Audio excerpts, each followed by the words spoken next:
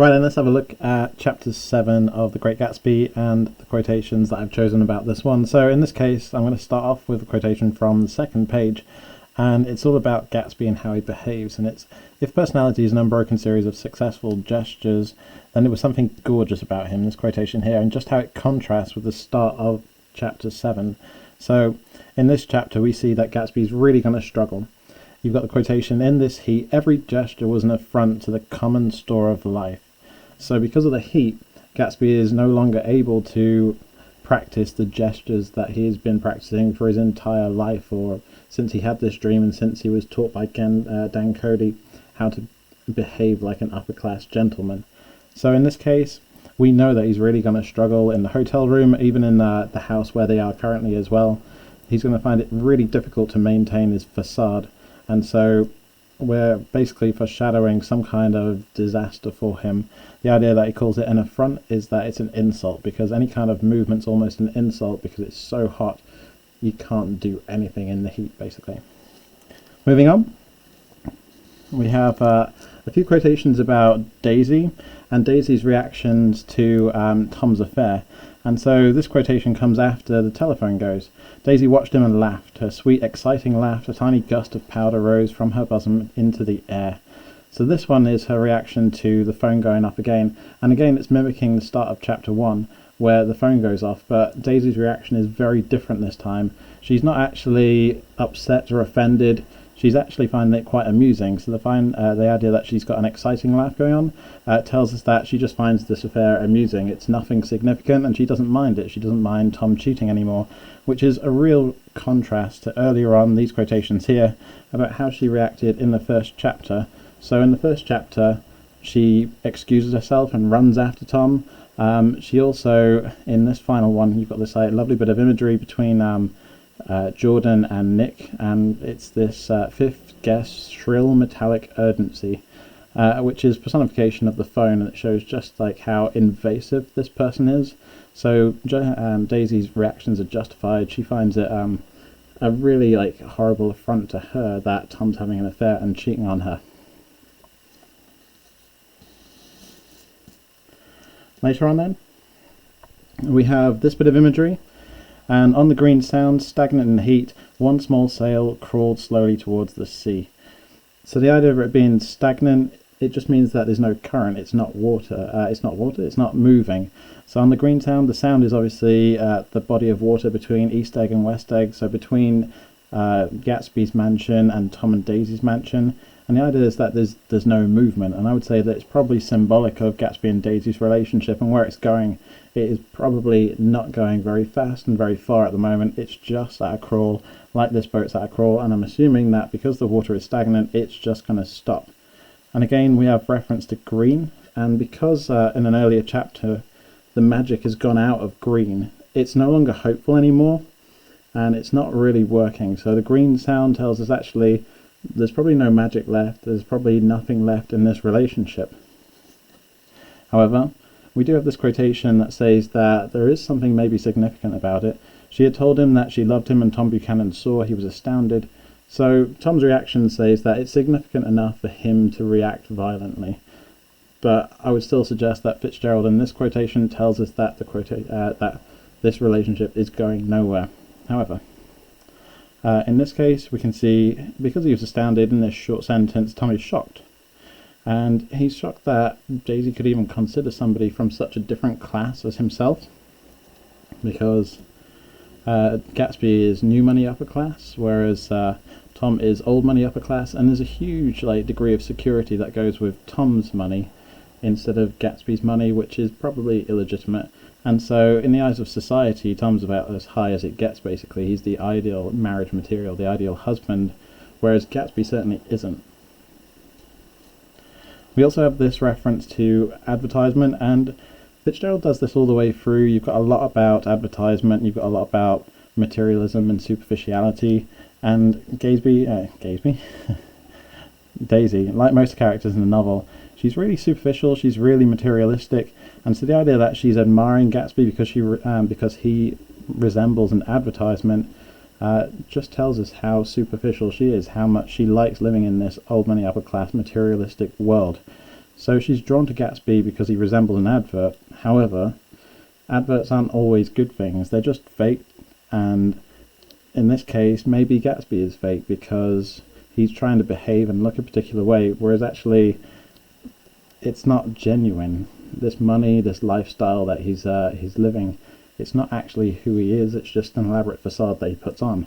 I mean, yes, he is wealthy, but he's not old money upper class wealthy. It's just a disguise that he's trying to put on and trick people.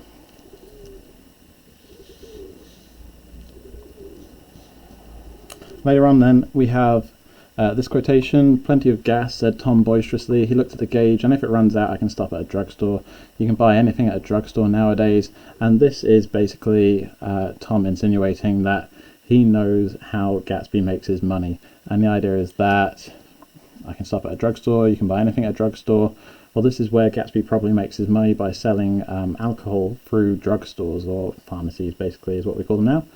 And so he's hinting of his knowledge basically of Gatsby's illegitimate business, and it's basically he sells alcohol, but this is a time when in Prohibition alcohol sale is illegal, and so it's maybe foreshadowing the confrontation between the two of them, basically Tom and Gatsby. Later then we have this quotation which talks about, well, Wilson. So in the sunlight his face was green, and as I've said earlier, basically green is not working anymore. Green's not a colour for hope anymore, it's kind of tragic now. So the idea that Wilson's face was green, it suggests that he has hope, but there's a tragedy to that hope. It's never going to work out, just like Daisy and Gatsby aren't going to work out. So perhaps it foreshadows disaster. Green is definitely no longer magical, it's not going to work. But he does say this to Tom, and then you've got, "My wife and I want to go west." "Your wife does?" exclaimed Tom, startled. Tom's becoming really desperate here because he's seeing that actually Daisy's leaving him for Gatsby, and that Myrtle's going to go away with Wilson. He's losing both of the women that he loves, or that he's having a relationship with, and so he's becoming desperate, and it kind of tells us that Tom's going to react violently to this. He's not used to losing things, and therefore he's going to react basically in order to try and keep them. Moving on, we have this quotation here. "Daisy went to the mirror and stood with her back to us, fixing her hair." So the idea that she's looking in a mirror is kind of like a moment of reflection. She's looking at herself and she's wondering what's going to happen. This could be a turning point basically. She's still fixing her hair, which tells us that she's still concerned with superficial features such as her looks, and maybe that can tell us that she's probably too shallow and too materialistic to be with Gatsby. Maybe she likes Tom because he provides her that kind of lifestyle and tolerates it as well. At the end of that, then you also have this quotation: "Open another window," commanded Daisy without turning around. And I would suggest it probably is a reflection of the atmosphere, and at the same time Daisy's emotions. So the room is stifling, there's no air conditioning, nothing like that, and it's really hot and really unpleasant and really uncomfortable. But then so is Daisy, because she's being forced to choose between Tom and Gatsby, and she has no idea what to do. And so she's feeling the pressure of social status. Does she go with a new money upper class person that she loves a little bit more, or actually she just want the security of Tom and his old money upper class money? Probably the latter. Later in the chapter then we are introduced to this other character.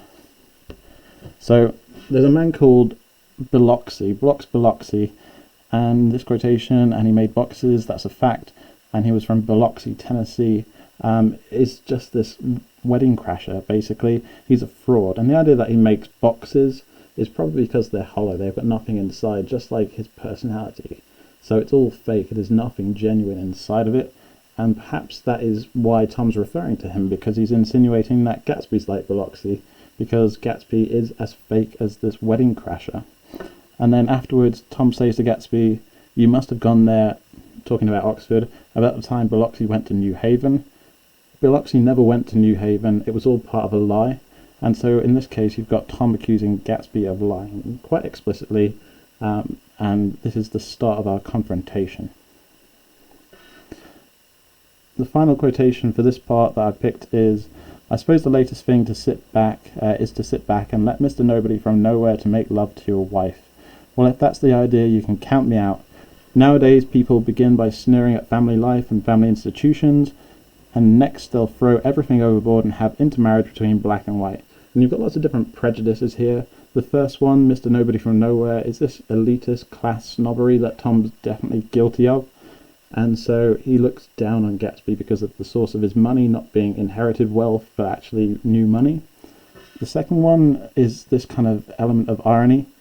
He talks about people sneering at family life. Well, he's certainly guilty of that because of his different affairs and all of his infidelities, because he cheats on Daisy all the time. And so maybe there is an indication of this double standard. He thinks it's okay for him to cheat, but certainly not for Daisy to cheat on him.